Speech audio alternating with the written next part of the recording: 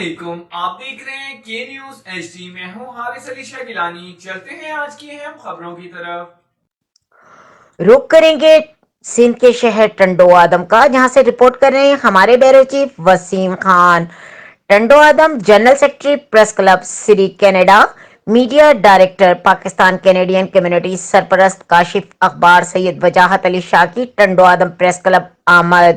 صدر press club امداد راہی، وسیم فاروقی، شیراز سمو، شبر پنو، صدیق مستانہ، جاوید عالم راجپوت سے ملاقات کی۔ اس موقع پر سید وجاہت علی شاہ گیلانی کو پریس کلب آمد پر صدر پریس کلب امداد راہی اور دیگر دوستوں نے خوش آمدید کہا اور اس موقع پر ملکی اور بین الاقوامی سطح پر صحافت اور دیگر امور پر گفتگو کی۔